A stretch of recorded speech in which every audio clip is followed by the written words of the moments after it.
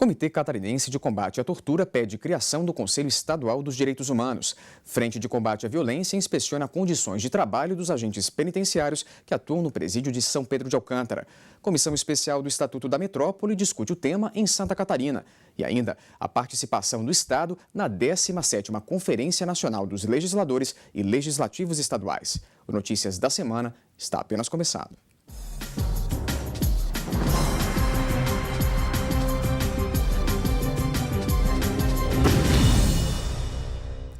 A criação do Conselho Estadual dos Direitos Humanos no Estado foi tema de debates no Poder Legislativo. A discussão não é recente e desta vez foi trazida à tona pela Comissão de Legislação Participativa. A deputada Ângela Albino, presidente da Comissão de Legislação Participativa, conduziu os trabalhos da audiência pública, que foi proposta pelo deputado Padre Pedro Baldiceira. Participaram do debate promotores de justiça, representantes do governo do estado, de movimentos sociais contra a violência e mães de presos. O objetivo da audiência é a criação do Conselho Estadual dos Direitos Humanos. Santa Catarina é um dos 3 estados do país que não possui este conselho.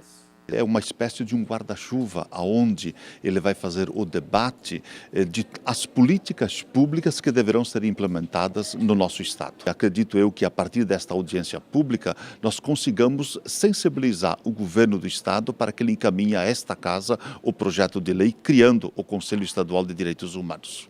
Carlos Gilberto Pereira, do Grupo Tortura Nunca Mais de São Paulo e do Movimento Nacional dos Direitos Humanos, foi preso político no período de 69 a 74.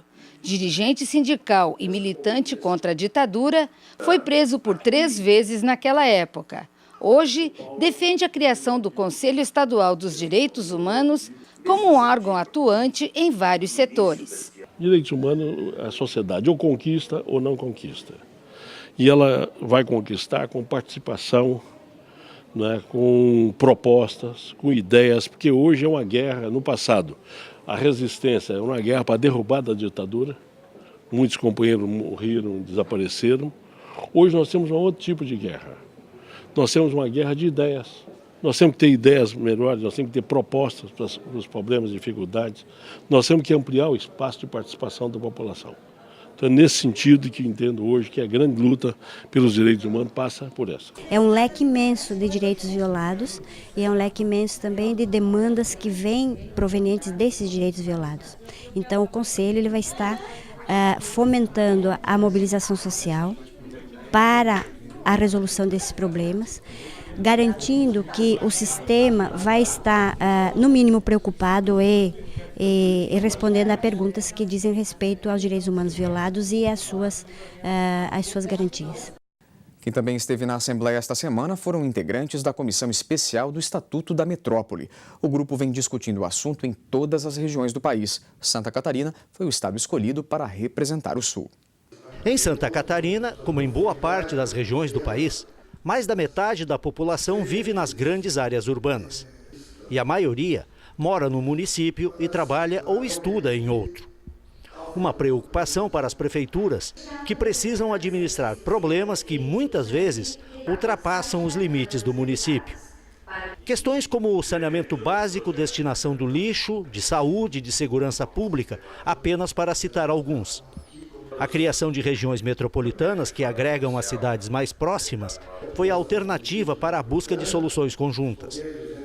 Mas a falta de uma regulamentação que permita a obtenção de recursos do governo federal tem limitado a ação destas regiões.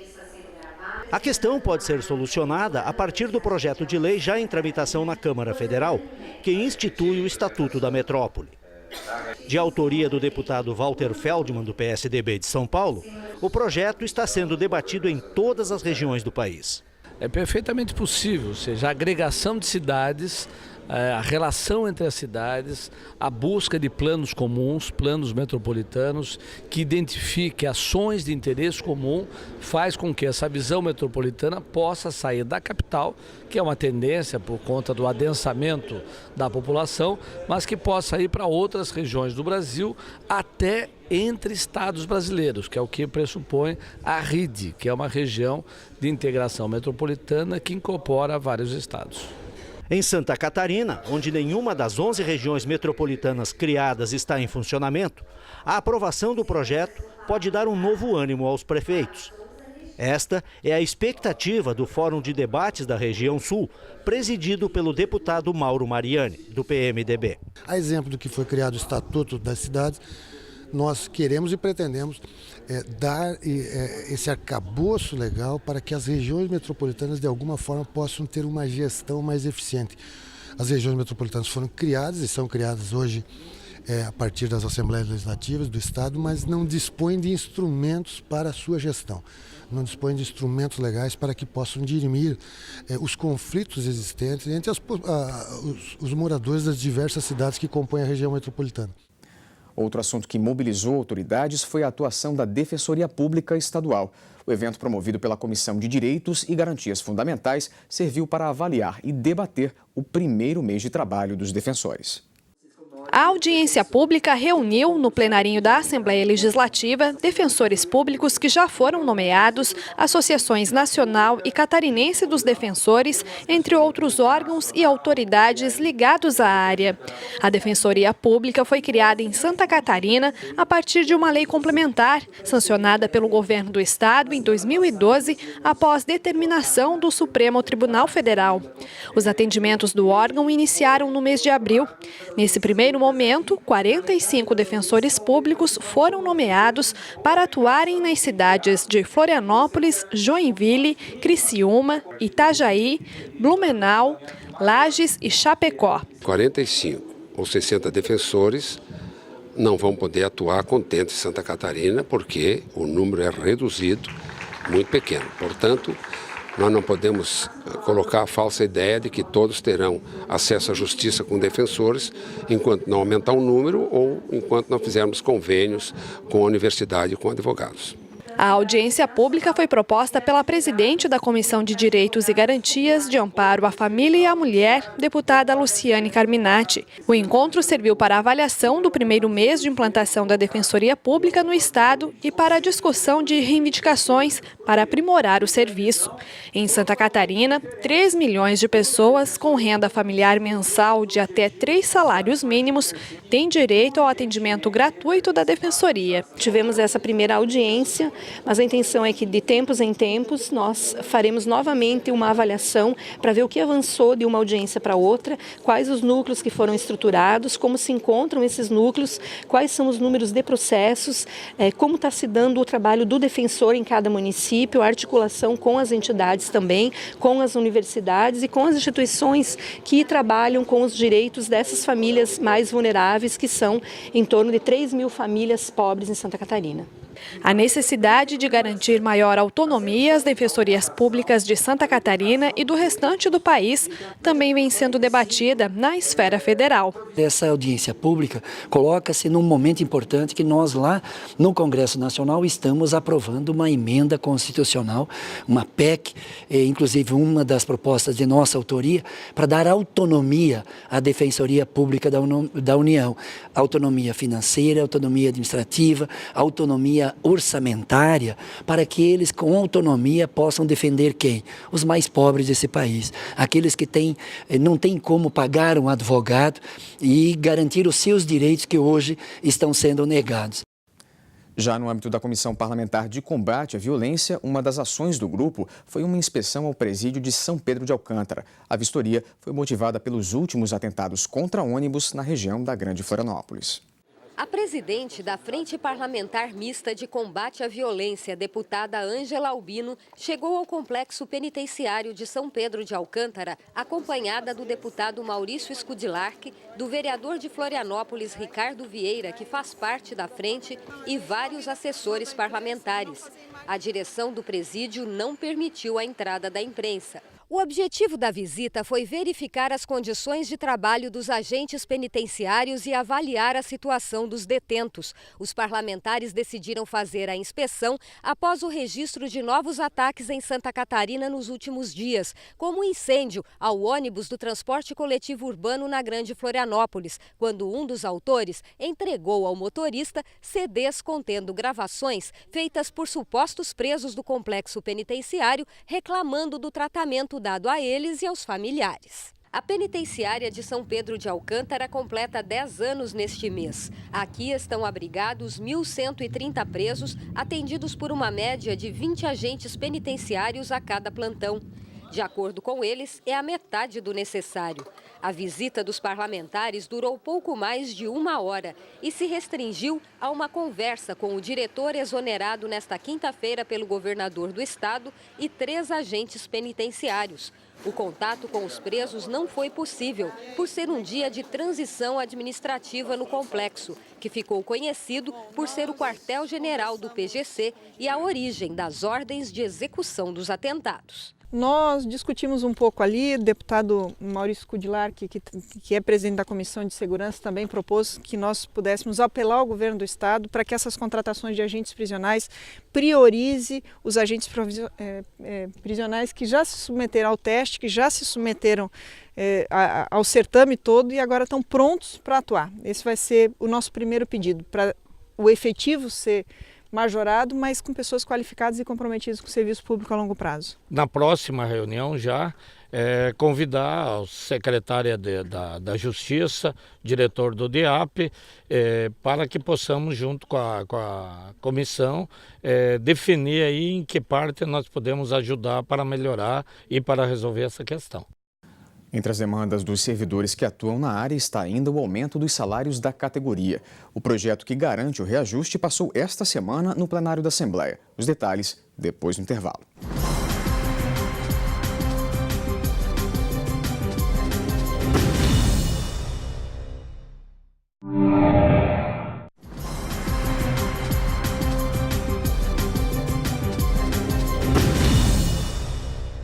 A Assembleia recebeu esta semana a visita de Berenice Piana, mãe de autista que deu nome à Lei Nacional sobre os Direitos da Pessoa com a Síndrome. Berenice veio a Santa Catarina para participar de 2 eventos na área e deixou o estado com mais uma vitória para a causa dos autistas. Berenice Piana é fundadora do Grupo de Pais Mundo Azul do Rio de Janeiro, onde mora. Estudou o autismo e sugeriu ideias para a lei nacional, sancionada no final do ano passado, e que ganhou o nome dela em homenagem à luta e dedicação à causa. Berenice Piana aproveitou para divulgar a realização nesta quarta-feira em Joinville do primeiro encontro catarinense das AMAs, as Associações de Amigos do Autista. No mesmo município, começa nesta quarta-feira e vai até a próxima sexta o primeiro seminário catarinense de autismo no auditório da Mitra Diocesana. Esse encontro é importantíssimo porque vai solidificar esta união que está acontecendo no estado. Com a associação, que vai se chamar ASCA, a Associação Catarinense de Autismo, vai unir as associações numa só voz. Com a união, nós chegamos mais perto e mais rapidamente a qualquer solução. Durante o pronunciamento na tribuna, Berenice Piana apresentou números considerados alarmantes. Em 1970, era registrado um caso de autismo para cada 10.000 nascimentos. Hoje, esse índice é de um caso para cada 50 nascimentos. De acordo com ela, a população mundial está diante de uma pandemia de autismo e é preciso que a sociedade se una na luta por melhor qualidade de vida e proteção das pessoas portadoras dessa deficiência. Berenice reforçou que 1% da população mundial tem autismo e 2 milhões de brasileiros são portadores da deficiência. Por isso, lembrou da importância do projeto de lei aprovado na sessão desta terça-feira pelos deputados catarinenses, instituindo a Política Estadual de Proteção à Pessoa Portadora de Autismo, de autoria do deputado José Ney Ascari, presidente da Comissão em Defesa dos Direitos das Pessoas com Deficiência. Nós estamos aqui hoje dando um passo importante, materializando um projeto, uma ideia que foi apresentada à comissão pelas pessoas que atuam há muito tempo na defesa desses direitos. E esta sugestão, essa ideia está se tornando, por enquanto aqui na Assembleia, realidade com a aprovação desta matéria. A nossa expectativa é de que o governador seja sensível e possa sancionar esta lei importante para esse segmento, para que ela possa entrar em prática o mais rapidamente possível, gerando direitos a esse segmento importante da nossa sociedade. Outra matéria que passou pelo plenário foi a de autoria do governo, que adota regime diferenciado de contratações públicas para as obras do programa Pacto por Santa Catarina. O objetivo é dar celeridade ao processo. O projeto, encaminhado pelo governo e aprovado pelos parlamentares, permite que o Estado adote o regime diferenciado de contratações públicas nas licitações e contratos relativos ao programa do Pacto por Santa Catarina. O objetivo é tornar mais rápida e menos burocrática a execução de projetos e obras no âmbito do pacto. A lei federal que instituiu o regime diferenciado de contratações foi originalmente pensada para acelerar as obras para a Copa do Mundo de 2014 e para as Olimpíadas de 2016. Adotada por diferentes estados, em Santa Catarina ela vai servir inicialmente para acelerar obras de recuperação de estradas, de prevenção a enchentes e à seca, além de obras no sistema penitenciário. O governo está autorizado a contratar quase 7 bilhões de obras através desse regime, mas especificamente com cada lei dizendo em que área pode ser atuada. Se nós não tivéssemos sugeridos ao governo a identificação das leis que originaram esses recursos, o regime diferenciado ele fica aberto para toda a administração pública estadual. O projeto foi aprovado com uma emenda assinada pela bancada do Partido dos Trabalhadores. Como é uma proposta de regime diferenciado de contratações, as obras elas vão ser contratadas com simplificações de processos, né? É importante que a Assembleia Legislativa possa acompanhar e ter a lista das obras que vão ser contratadas por esse sistema para poder acompanhar, fiscalizar. Então, é critério para a contratação de uma obra passar a lista de obras para a Assembleia Legislativa. Então, esta questão para nós é importante para a gente poder, de fato, ver quais são as obras e poder acompanhar todo o processo de contratação e de execução dessas obras. A semana que passou também foi marcada pela apreciação de um novo pacote de vetos do governador do estado. A pauta incluía 15 mensagens de veto do governador Raimundo Colombo a projetos de lei aprovados pelos deputados. 11 foram mantidos, 3 ficaram pendentes, 1 foi sobrestado, 2 retirados de pauta e outros 2 derrubados pelos parlamentares. Um deles é referente a um projeto de lei de autoria do deputado Mauro de Nadal, que determina a inclusão na merenda escolar das escolas da rede pública do iogurte e da bebida láctea produzidos no estado. Na verdade, a iniciativa nossa ao propor este projeto foi justamente levarmos uma merenda de qualidade para os alunos que frequentam a rede pública estadual. E além de fornecer esta merenda de qualidade com um potencial de cálcio elevado, nós também estamos fortalecendo as pequenas agroindústrias que são esparramadas aí pelo interior do estado de Santa Catarina e que vê nesse nicho mais uma fonte de comercialização da sua produção. O outro veto derrubado é o do projeto de lei de autoria do deputado Kennedy Nunes, que assegura a internação na rede hospitalar particular a gestante de alto risco que não consiga leito vago na rede pública de saúde. A ideia dos 200 quilômetros, inclusive, é uma ideia dos próprios médicos que conseguem, em 200 quilômetros, ter um atendimento melhor. Então, essa derrubada do veto, com certeza, vai salvar a vida de mães e bebês que, com certeza, poderão estar sendo ajudadas no momento que precisam na gravidez de alto risco. Eu não vejo vitória nem derrota do governo, há uma questão de entendimento. Prova disso de que vocês acompanharam, foram inúmeros vetos votados e de que em 2 oportunidades os deputados entenderam de que a assessoria jurídica do governo está equivocada. Então, respeitamos e a partir desse momento, logo o presidente da Assembleia sancionará a lei e está valendo em Santa Catarina como lei. E veja ainda hoje, deputados catarinenses participam da 17ª Conferência Nacional da UNALI. A discussão reuniu quase 400 parlamentares de 20 estados brasileiros.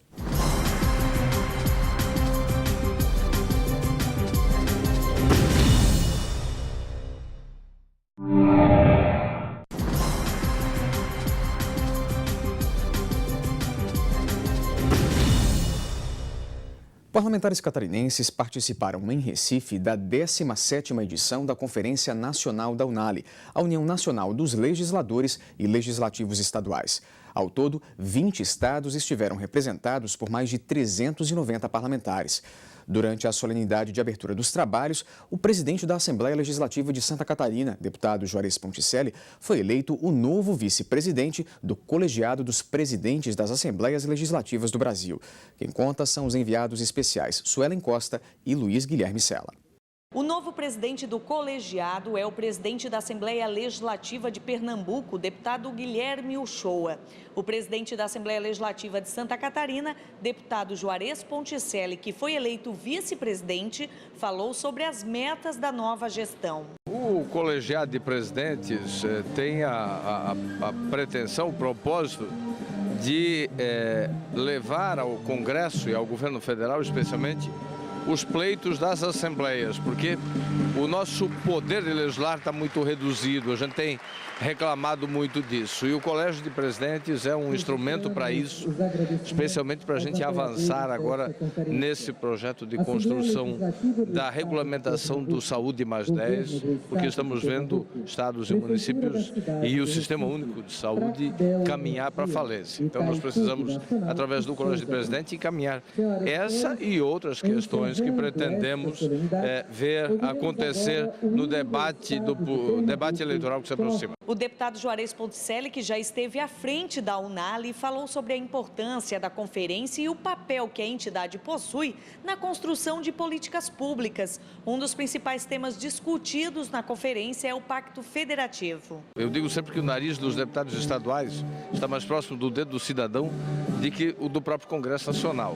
E apesar da vontade de muitos membros individualmente do Congresso Nacional, mas a gente sabe que a instituição como um todo não está dando essas respostas. É preciso, então, que a gente use esse instrumento para poder pressionar e fazer com que aconteçam, de fato, essas mudanças, essas reformas. O presidente da UNALI, deputado Artagão Júnior, abriu oficialmente o evento, enfatizando a dificuldade dos estados em quitar suas dívidas com o governo federal. Nós temos tido a capacidade de dar seguimento aos trabalhos.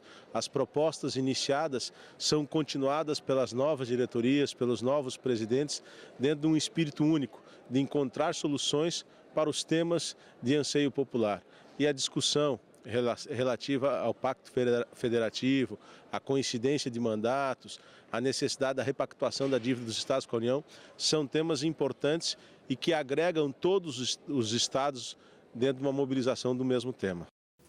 Além do colegiado, também foi eleita a nova diretoria da UNALI. O deputado Venâncio Fonseca, do PP de Sergipe, foi eleito para a presidência. O vice é o deputado Sérgio Leite, do PP de Pernambuco.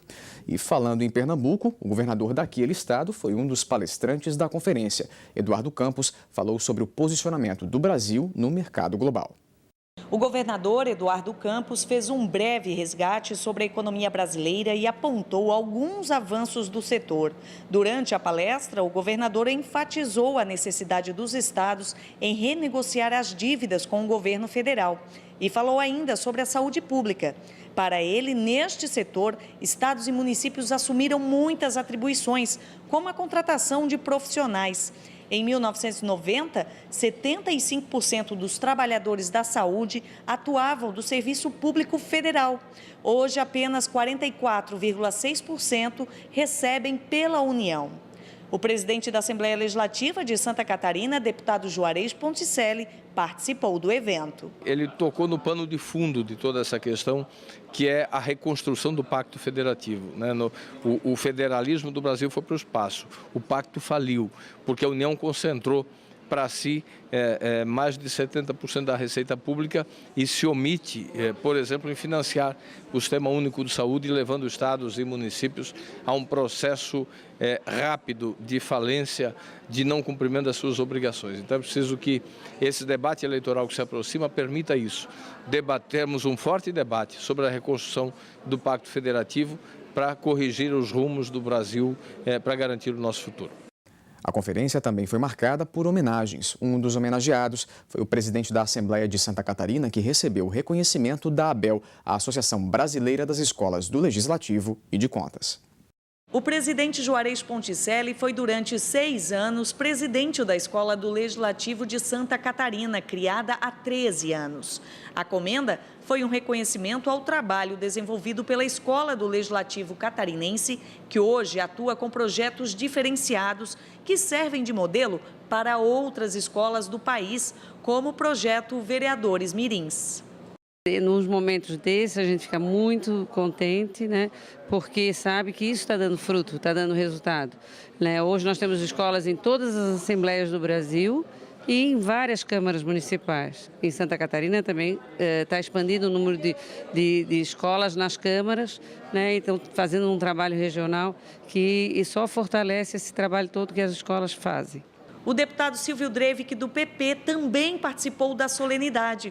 Hoje, a associação conta com 96 escolas do Legislativo e de contas cadastradas. Eu sou testemunha disso nos meus 6 anos de trabalho que estou lá na Assembleia, o quanto a escola do Legislativo tem contribuído para levar informação, conhecimento, através também das câmaras de vereadores no interior do município, além dos programas do Parlamento Jovem, do Parlamento Mirim. Tudo isso está esclarecendo à população o que é o Parlamento, qual é a atividade do Legislativo. Essa é a minha história. Eu sou professor de carreira, construí minha vida no magistério e vivi, com toda certeza, dos 14 anos de mandato que tenho, os 6 mais felizes deles foi no tempo que eu estive à frente da nossa escola, aprendi demais. Tivemos a oportunidade de implementar programas que estão dando muito resultado e que não são resultados imediatos, apenas como a gente tem alguns, do programa de formação de candidaturas, por exemplo, a gente tem o resultado imediato já. Todos os partidos e a democracia ganhou com isso. Mas o mais importante é o que a gente está construindo para o futuro. Programa como Parlamento Jovem, o apoio ao programa Vereador Mirim, que já está no 3º evento de apoiamento para que as câmaras possam dar continuidade, as parcerias com as câmaras municipais, isso tudo vai consolidando a nossa democracia, vai formando uma nova geração, vai comprometendo uma nova geração, porque a nossa democracia ainda é muito jovem, precisa ser cuidada, precisa ser vigiada, e o Poder Legislativo é, com toda certeza, o grande sustentador dela. E o Notícias de hoje vai ficando por aqui. A gente se vê semana que vem. Até lá!